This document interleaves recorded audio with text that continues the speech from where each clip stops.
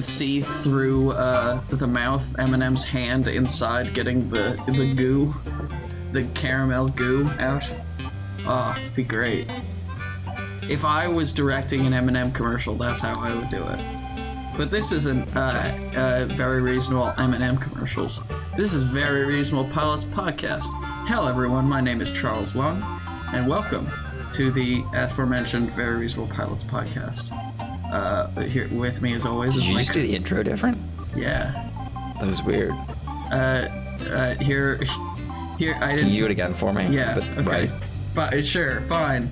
I'll start with the Eminem thing, the commercial thing.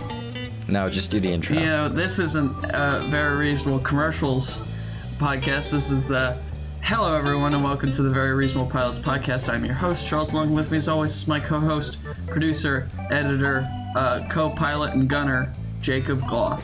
How are you doing today, Jacob? How can I be the co-pilot and the gunner? Well, when we need someone to gun, you go down to the gunning place. Then you don't have a co-pilot. Yeah, but it's whatever. Look, Han and Chewie are piloting the Falcon, right? Yeah. Han's not like, hey, Chewie, go on the gun. Yeah, but he's like, hey, Luke, go on the gun. Because Chewie is the only one who actually knows how to fly it. That's my fan theory, that Han Solo is actually a terrible pilot, and Chewbacca's the great pilot. And Han is just like, yo, it's all me. Don't even worry about it. Kessel Run. It's all good. You know, that's what I think.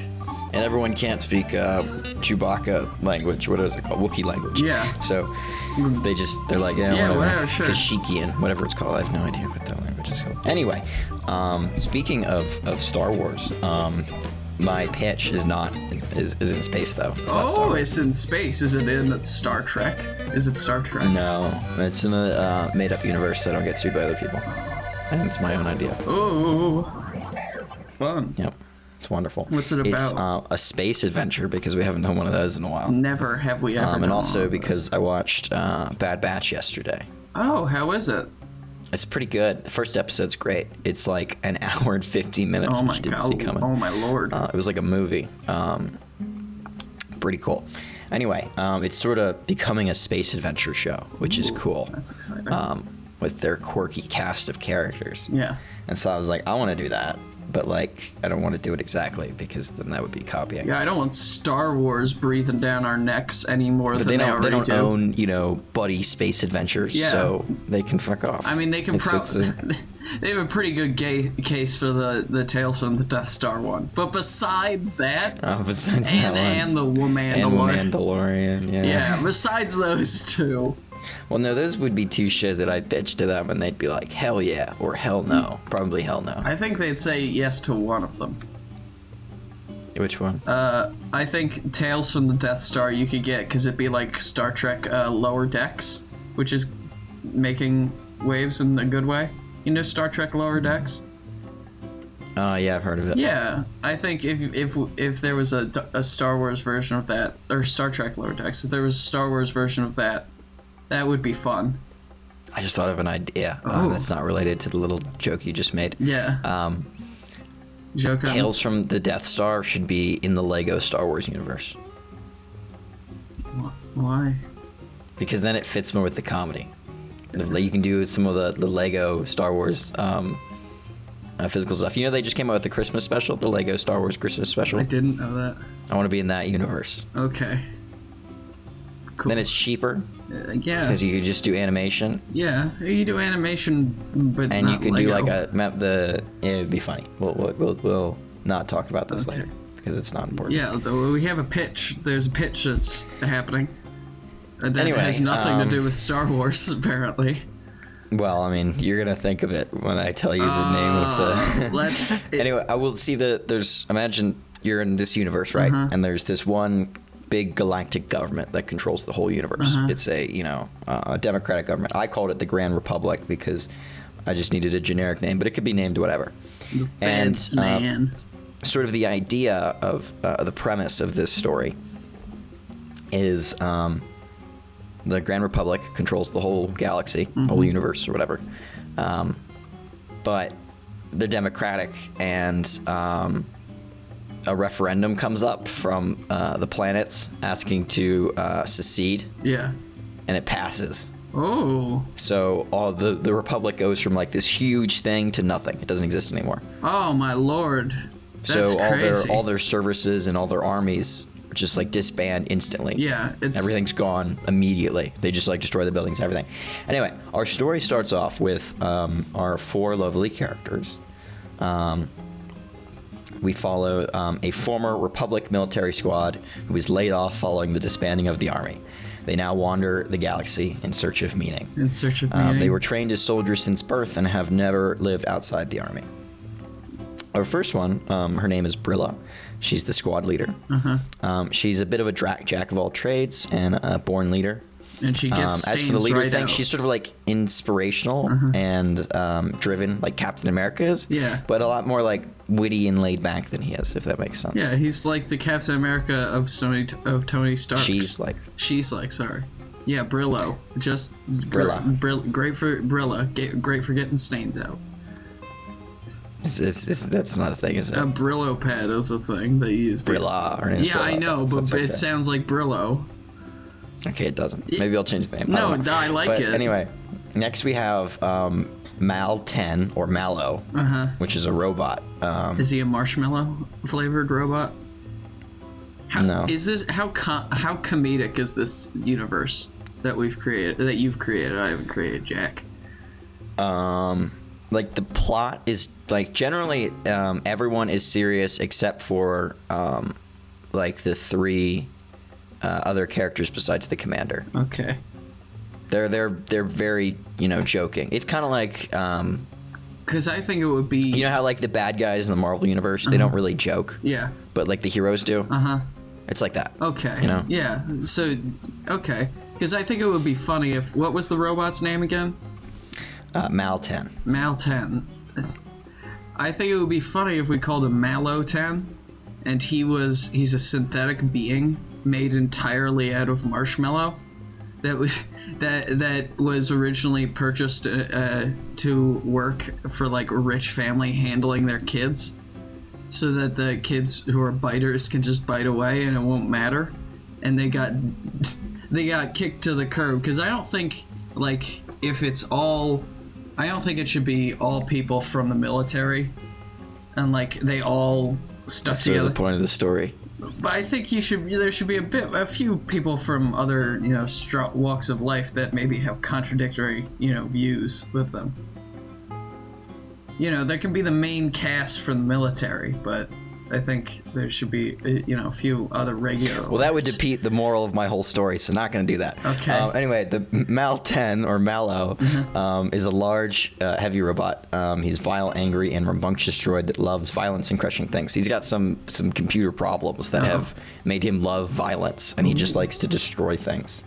But he's friendly towards his other crew members. He's continually asking if he can just, because he's completely loyal to Brilla, and throughout the story, his kind of joke is that he's continually asking to solve every solution through crazy violence. Yeah, like they're negotiating with like some refugees, and he's like, "Hey, Brilla, do you want me to just smash all their heads in?" Yeah, and she's like, "No, we don't do that. Why would you do that?"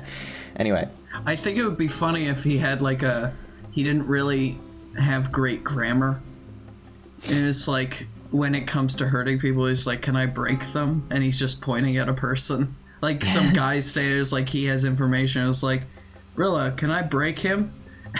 They're just like, "Oh no." Maybe he can't he can't do like articles or maybe prepositions or something. Maybe like part of his his computer programming can't do like he'll just can't do any thes or a's, or he can't do any prepositions or something. Or maybe he's got he's programmed in such a way that he loves violence, but his vocal unit won't let him say anything violent, anything overtly so he has to violent. describe it with other. Yeah, I am going to pour my tea kettle down your throat so far that you're going to remember the day is Tuesday. I like that one. Okay. He's just make that a character trait. He's got a weird way of saying. He can't talk about violence. Yeah. Yeah. Next we have Jax. Jax is our sharpshooter. He's a crack shot. but he's very shy, and he doesn't talk to anyone besides his teammates. And as a someone with a very good eye, and I think there's like examples of this historically, where like snipers are also painters. He's also a painter, and so I think like the ending of every episode maybe has like a painting in his room of it, and we don't show it always, but like you'll maybe if we ever go to his room on the ship, you'll see like he has a painting of like each. We adventure. we can end the first episode with everybody's back in the ship, if that's how the episode ends, and it's the fun. Yeah, it does actually. So everybody's back in the ship, and he's in his room, and we just like quietly with some background music playing, he's like quietly painting, and then he puts the picture up, and it's it's the ship they've acquired, or something to represent what's happened during the day. And then we pan out, and it shows like all these other dozens of pictures that he's painted and are on the wall, like around him, Yeah. And then it's, maybe is he mute, or is he just not? Does he not like? He's just really shy. He like talks to his teammates. Yeah. But like he doesn't talk a lot. Maybe he should have a really deep voice. Yeah, I guess that works. Yeah, like a really sexy voice that he doesn't use ever. Okay. And then our last character is Pavarti. She is the mechanic and intellectual of the group. Ooh. So, we got the leader. Obviously, tells everyone what to do. Sort of the people of violence, which is Malten and Jax. Even though Brilla is also like she's good at everything, so she can fight as well. And Pavarti, who also can fight, but she's the tech she's like the strategist. She's sort of like the intelligent person of the group. She's the one that hacks into stuff. Yeah. Takes care of the ship. I think sort of comes up with ingenious solutions out of complicated problems. She's the Velma. Yeah, except more like violent, gritty and hands-on. Like Pavarti could wipe the floor with a lot of people, and what's her name can't. Velma. Velma's not a fighter. Pavarti's a fighter. Anyway, she is sort of the heart of the group. She's a social and bubbly person. Very talkative. Maybe. So, do they have a pilot, or is one of them a pilot? I imagine that Brilla flies. Okay. Or maybe the robot. I don't know. Definitely not Jax. That's all I know. Because anyone can fly besides Jax. Jack's not allowed to fly. Why? He crashed into a homeless shelter the other day. Last time we let him behind the wheel, he crashed into a homeless shelter. He re-broke 7 of their hips. Why do you want to kill homeless people? I don't want to kill homeless people. He re-broke... I just edited the last episode, and you burned a man alive. The reason that I burned the man alive originally was because I wanted to show how morally unscrupulous Trevor was being at the beginning, when he was just running on more, like, autopilot. While he was still in shock. And then when his personality came back to him, he would be much more like sad about that. I get your idea, but and then we didn't. It was too much too soon. Now we burned the man alive. He's dead now. Okay, so the pilot. The pilot starts off. The Republic still exists, and we get to see our crew go through a badass mission where they like sort of take out this base of enemies all alone, just them 4. Yeah. We see Brilla leading the team into the base and shouting orders. Malten taking out guards with miniguns. I'm imagining.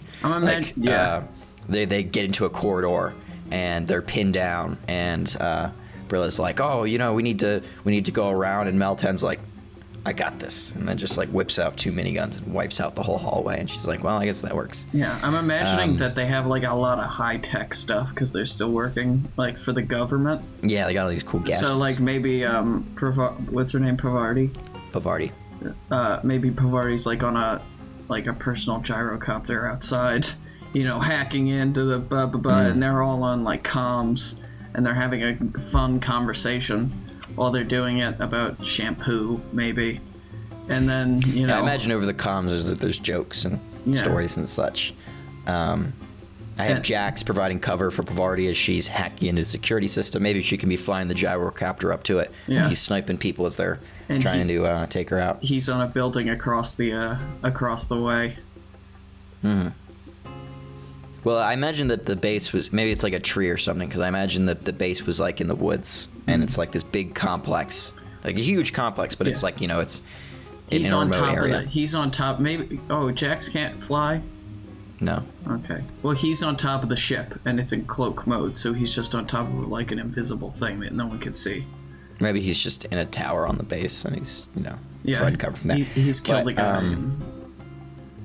He's killed a guy, yeah, that's the whole point. He's killed a guy and taken his cover spot, and okay. You know, maybe he's the one who's constantly saying, like, keep off comms, because he doesn't like all the chatter, he just wants to work quietly. So it's like, over and out. And he just has to listen to all these jackasses just conversate, and he's like, just be quiet. Ultimately, they capture the enemy general with ease and bring him home. They get on their custom cool starship that's large enough to fit a couple of rooms, but not overly big, where it looks weird. Yeah.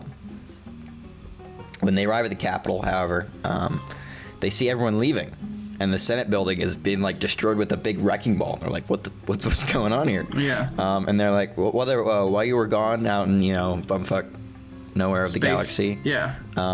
Maybe they're like, they passed the referendum pass. They're like, it did? I thought that was just like, they do that every couple of years. That's just like a nothing thing.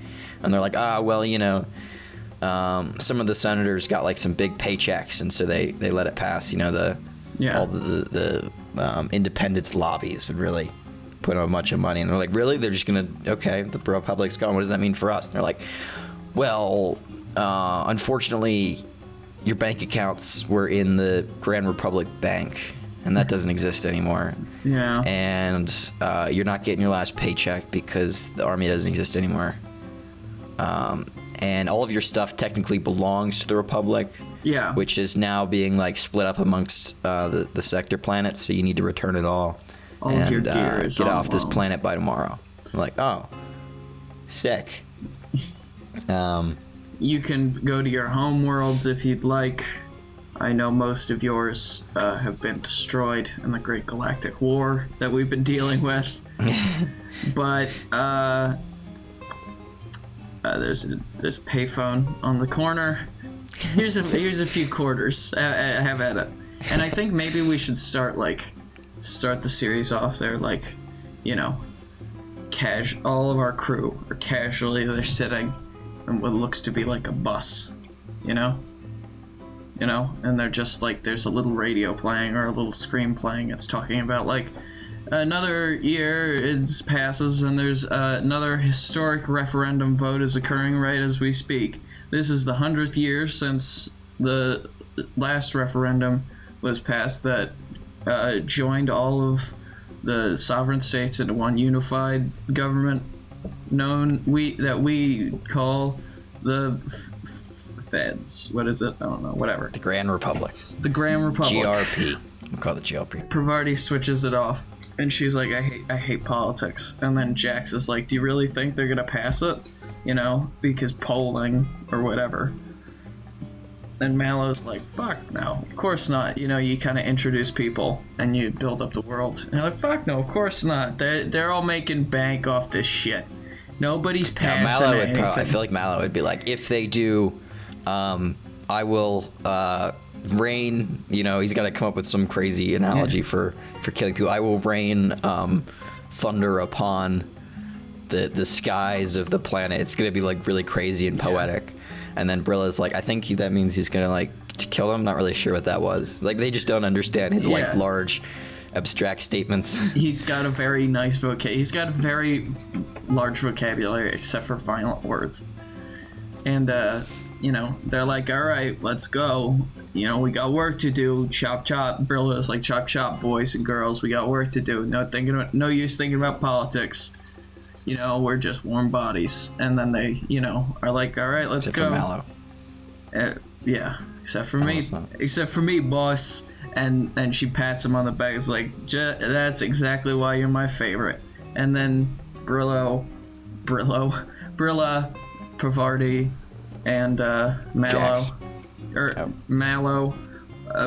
Brilla and Mallow go down for the frontal assault. Pavarti gets on a gyrocopter and flies around to do the hacking, while Jax gets on top of the invisible flying train car because it's the future. All right, let's get back to where I was in the story. So, they just got told that they got to hand in all their stuff. Brilla makes the decision that they're not going to hand in their stuff because fuck that. And so they steal their ship and their guns and everything. They go to their barracks and they steal even more stuff. Yeah. And they leave. Maybe they. Sort of the end of the episode is them flying off into space. I think I explained this earlier, but it didn't seem like it was clear. They're like bred soldiers. So like they were born and instantly put into the army. So they have no homes. They have nowhere to go after the end of the Republic. So there's like, I mean, they're alone in the universe. It's these 4 people. Yeah, maybe there could be a line like, if you're part of Clone Vat 16, 28, and 73, please report to the infirmary for your routine incineration. Thank you. And they're just I don't imagine they're not clones. They're just like they were conscripted as children. Just stolen from and like just I don't. You're probably not a Halo fan, but like in Halo, how all the Spartans, the original Spartans, or not the original Spartans, the second Spartans, they were like taken as kids and like trained how to be like perfect soldiers and given like upgrades and stuff. That kind of thing. Anyway, so Lone in the Universe. And our story kind of is like the season idea is that our team travels the galaxy, exploring the newly sequestered universe in search of meaning, work, life. Yeah. Because they're broke. They don't have any money. And maybe they've never really explored anywhere. They've only ever gone places at night to kill someone. Like their experiences of places have always been in violence. They haven't lived in like society beyond the capital. Yeah. Well, I think that sounds. What do you have a name for this show? I have a lot more. Ooh. I have what's it called? I have episodes. I have season-long plot lines. The episodes are short, so I'll just run through them real quick. Yeah. So one of my ideas is they get jobs as bounty hunters and they track down a group of insurgents, only to realize that the people they're hunting are children who are being hunted for sport, and the people that hired them just wanted to watch them hunt these kids. Yeah. Anyway, they're like, well, this is pretty fucked up, and so they murder all the rich people that had them, hunt these kids, and then they free the kids. Maybe they don't murder the rich people. Maybe they give the power to they capture the rich people and they like they hand the kids they give a gun. Like control of them over to like the kids' parents or something because they bring them back to the village, and so there's some sort of justice done as opposed to just murder. Yeah, maybe it's they take the kids from like a society that has gone native and they don't have like any of the sci-fi technology. It's just kind of like a feudal village. Yeah. And the rich in their starships like kidnap some of their kids to use for hunting bait or whatever. Oh God. Yeah, that sort of thing. Another idea I have is they get caught up in a high-stakes game of poker over a tract of land on a planet that this like community of farmers desperately need. And so they hatch this crazy scheme to win the game because they're like, Brilla's like, well, none of us are good at poker, so we have to come up with this, elaborate scheme to get the money. And so they have like this big heist while the poker game's going on. And Pavarti is in charge of playing poker while everyone else is on the heist. And so they finally they succeed at the heist and they finally get into the vault room with all the money and it's empty. And they're like, what happened? And they leave and they get out. And they go to the poker game and they see Pavarti like screaming and yelling all happy because she just won. Apparently she's really good at poker and she didn't tell anyone. And so she won the whole tournament fairly. And the whole heist was just completely unnecessary. Yeah. Oh, I like that. It's just like... And Brilla's like, what, you won? You didn't tell me you were good at poker? And she's like, you picked me. I thought you wanted me to. And then I've got, after their big winnings, they go on a mystery a space cruise. Well, they go on a space cruise. It's not a mystery until, you realize when we get on. where you realize, probably about like 10 minutes into the episode, there's a couple of hints around, but it's a cannibal cruise. And they realize that everyone else is a cannibal. And so the whole episode is like this fucked up journey through this cannibal cruise, and they have to like just wipe out everyone, and then they get out and they're like, oh my god, that was the most fucked up. That was really that was just horrendous. Yeah, that was the most. Maybe there's like we show them like, all right, we have to go through the cannibal nest where all these monsters make their meals and do all their hunting and stuff, and then we like cut away to Mallow and Jack doing something like else, and then we cut back and they're just getting out at the end, and they're like, man, that was really bad, these cannibals are gross. We never actually show what the cannibal kitchen's like. We just show them like before and after, and they're just like, ew, that's nasty. It actually might be kind of funny if Brilla and so let's say Jax and Mallow go off on one adventure. Like they go off to play shuffleboard at the beginning of it, and Pavarti and Brilla go off to like go to dinner or like breakfast early in the day. Yeah. And the joke of the episode is that Jackson, Mallow never actually like experience any of the bad parts of the cannibals. They're just like playing shuffleboard and hanging out, and like they're talking about how there's no lines to anything, and they're like going down slides and stuff. Yeah. And having like a great time. Eating. While like you just hard cut to Pavarti and Brilla, who are like in this awful battle, like covered in blood and guts, and just like Texas Chainsaw Massacre, like maybe Pavarti's on a hook and Brilla's gonna like pull her off of the hook, and like cut back to like right as she's pulling her off, cut back to like Jack scoring the like final winning thing in shuffleboard, and he gets rewarded with a free steak dinner, and he's like, yeah, free steak dinner. And then you cut back and they're getting her off and all this stuff, and just as Pavarti's killing the final cannibal and his head squishing, you match cut the head squishing with Jax taking a big tasty bite of that human steak. Or maybe he's like a vegetarian or something, because I don't want him to eat human meat. Why not? And so he gets like the substitute, and like the chef's like, like, oh damn, like there's no laws against we can't discriminate against people's diets, even though this is a cannibal cruise. And he's like, why would you come onto a cannibal cruise and not get the human steak? Then I've got they get really into street racing for an episode, and after making some money off of racing, because why not? They get hired to rob a convoy, and they're like, oh, you guys are all good racers, and you're military people. And so they're gonna rob this convoy of old Republic equipment of Vin Diesel. And they convince them. They're like, oh, we gotta rob this equipment because like the current people that have it are bad, and they're gonna like kill our whole village if we don't rob it. And they're like, yeah, hell yeah. And they're like, we'll pay you too because we're really wealthy. And they're like, okay, sweet. And so they get on the convoy and start robbing it. And they're like, wait a second, I think the people that we're giving it to, like robbing it for, are just gonna do the same thing that the people on the train are doing. And so they steal the equipment for themselves and burn the extras that they can't carry. Ooh, nice. Vindictive, so then that's like how we Joker. get some like cool weapons back. I imagine that's part of because I imagine they didn't get all their cool gadgets they had in the first part. Yeah, first episode. And that's where they get like some of those cool gadgets back. Yeah, maybe Jax is like a guy who hides a lot of things because he's like he's quiet and he's reserved. Maybe he's like, yeah, I have like 16 hidden weapons in my room or whatever.